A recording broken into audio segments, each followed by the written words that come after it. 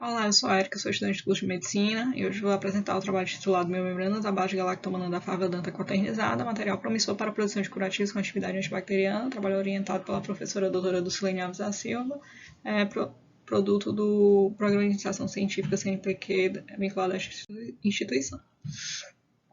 Então, o tratamento de feridas de pele infectada tem se mostrado um problema que persiste na medicina apesar dos avanços relacionados ao seu manejo. Hoje a gente ainda consegue observar significativa mortalidade relacionada a esse tipo de infecção, principalmente no que diz respeito às feridas crônicas, porque a infecção ela vai levar à formação e manutenção dos lenços teciduais que vão perpetuar a lesão por interferir no processo de cicatrização.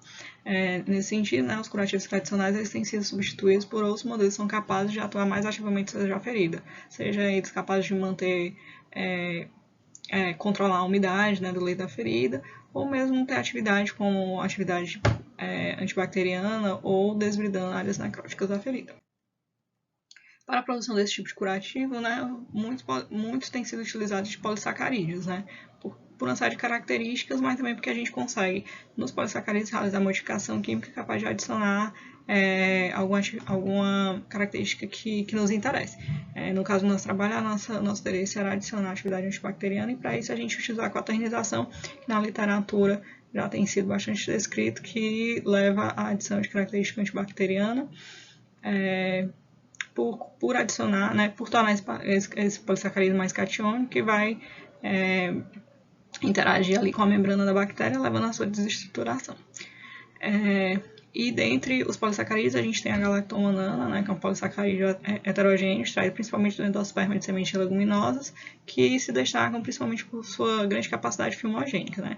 Dentre as galactomannanas, aqui no Brasil, a gente tem a galactomannan obtida a partir das sementes da Dimorphanda gardneriana, que é uma planta típica do Nordeste brasileiro, principalmente nas áreas dos estados do Piauí, Ceará, Maranhão e Bahia, e dela a gente já extrai o bioflavonoide rutina, então é uma planta já bastante explorada pela indústria farmacêutica, mas que ainda tem sido subutilizada, principalmente no que diz respeito às suas sementes, porque na extração da rutina, cerca de 600 toneladas de sementes são descartadas por ano. Então, a utilização dessas sementes para um fim específico, como seria a produção de curativos, levaria a um melhor proveito econômico dessas plantações. Então, o objetivo do nosso trabalho aqui é desenvolver biomembranas a partir da galactomannan extraída da semente de Dimorphanda gardneriana quaternizada, com vista à produção de curativos com atividade antibacteriana. Então, para isso, o que a gente fez? A gente realizou a extração e isolamento da galactomannan, realizou a modificação química pelo processo de quaternização. Para ter certeza de que ela foi quaternizada, a gente caracterizou as amostras, para posteriormente a gente confeccionar as biomembranas, caracterizar essas biomembranas e avaliar a atividade antibacteriana. Infelizmente, por conta do tempo, não vou poder falar de forma pormenorizada sobre todos os métodos utilizados, mas deixei aqui descrito nos slides, que pode ser pausado para verificação, mas basicamente a gente utilizou para extração e isolamento da galactomannan o protocolo descrito por Cunha e colaboradores. Para a modificação química, pelo processo de quaternização, a gente fez o método descrito por Kellemes e colaboradores, com algumas adaptações, conforme está descrito aqui neste slide. As proporções utilizadas para a quaternização foram essas. No GFDQ1 a gente usou 0,5 gramas de galactomannan para 2,5 ml de hidróxido de soja e 2,5 ml de CHPTAC. Na amostra 2, a gente utilizou 0,5 de galactomannan para 10 ml de hidróxido de soja e 10 ml de CHPTAC. Além disso, as amostras foram caracterizadas por FTIR, análise elementar e potencial zero, para a gente ter certeza de que essa amostra foi quaternizada. Nos espectros de FTIR, a gente viu bandas que configuram a amostra correspondente à galactomannan, e nas amostras quaternizadas, GFDQ1 e GFDQ2, a gente viu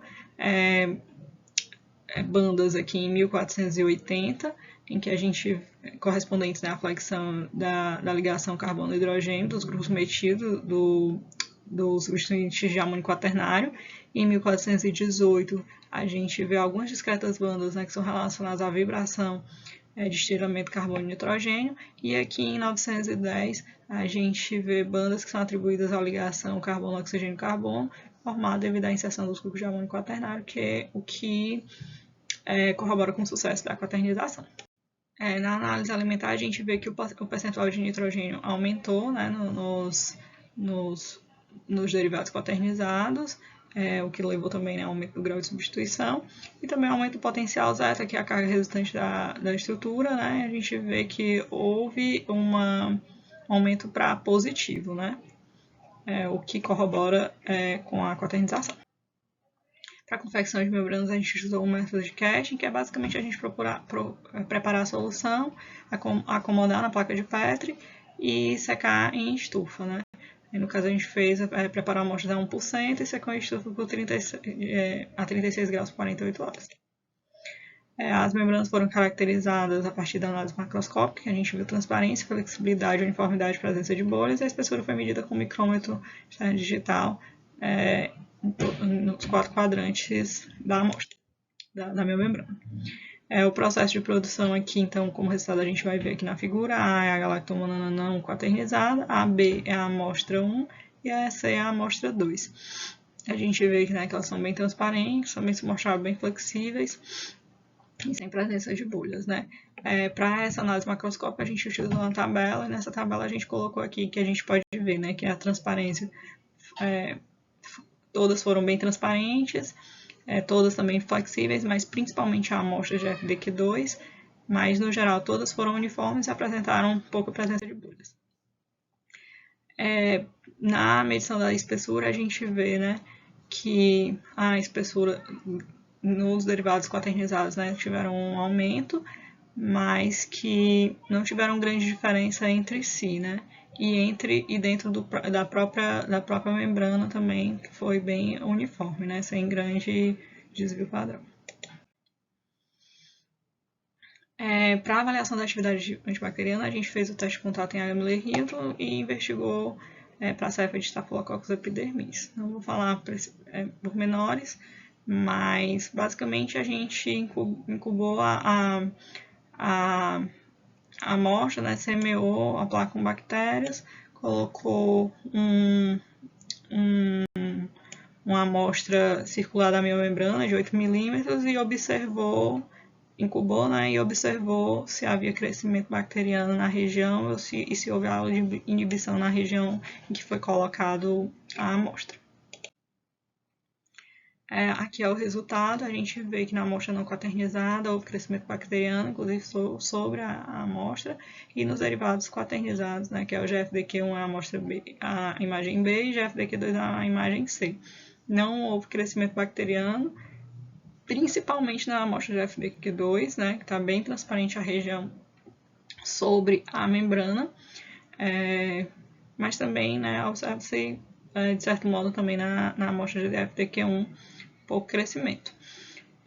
Observa-se aqui que não houve halo de inibição, na verdade não houve crescimento sobre a região. Isso talvez porque a membrana não tem capacidade mesmo de difusão sobre o agar, mas na região em que ela esteve em contato não houve crescimento.